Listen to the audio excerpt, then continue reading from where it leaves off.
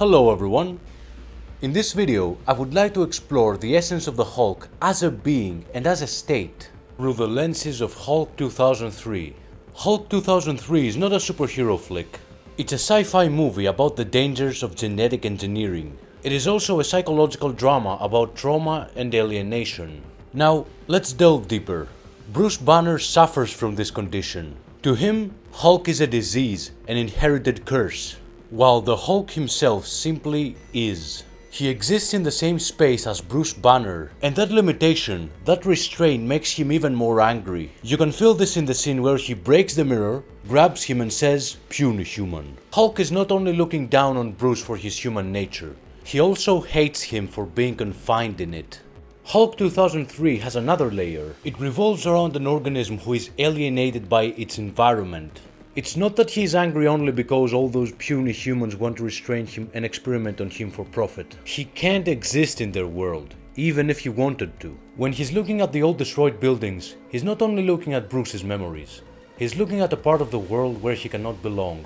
That is why he finds his peace alone by jumping and vibing in the desert, and then by looking at the desert plant life. The desert is vast, silent, it offers him a room to breathe, and when he's looking at the desert plant life, he finally has a moment to reflect.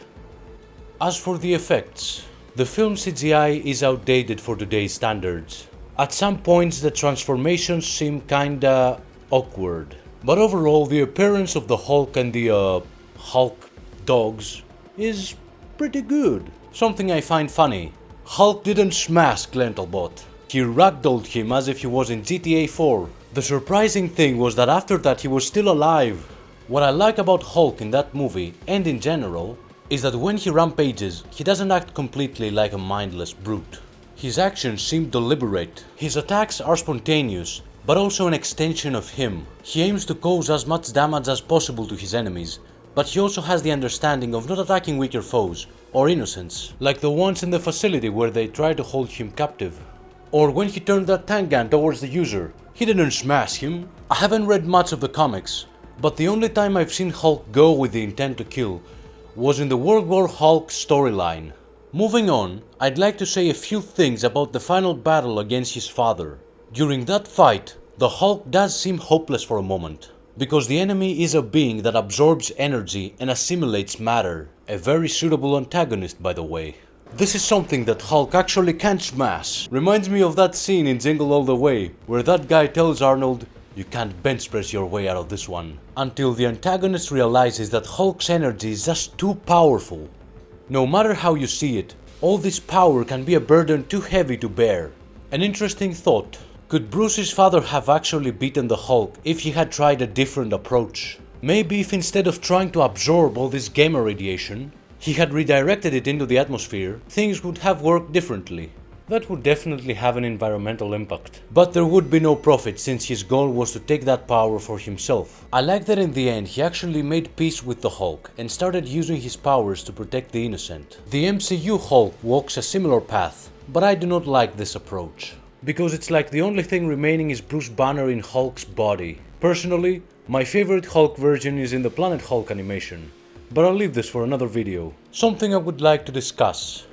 Banner refers to the process when the Hulk takes over like a dream of rage, power and freedom, and he admits to liking it. In The Incredible Hulk, Norton takes it a bit further by saying it's like he's on acid. It does resemble a shamanic experience, a kind of trance. The Hulk is not only a being, it's a state of consciousness, a primordial form of awareness, but not limited like that of the animal kingdom.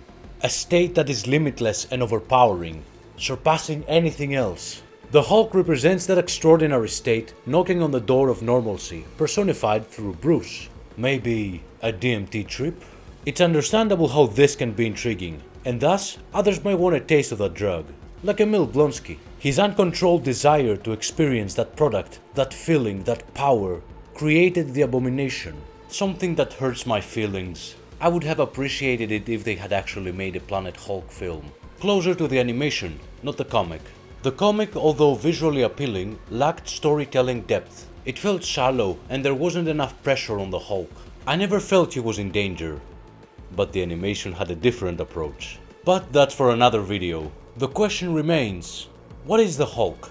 Here's how I see it. The Hulk is a gamma radiation organism confined in a human body. That is why his mind can never be like that of a human or any other animal. At its core, the Hulk is a creature of energy, made to fit in a mold of oversized flesh, forced to share the same memories and experiences with Bruce Banner, being a part of his world, his trauma, his life. Before closing, I would like your opinions. What do you think the Hulk really is? Drop your thoughts in the comments. And that was it for today's video. I hope you liked it. If you did, make sure to like, share, subscribe and hit the bell button. I'm Conrad Schmidt. I'm a writer talking about films, series and games. And I'll see you all in the next video. Thanks for watching.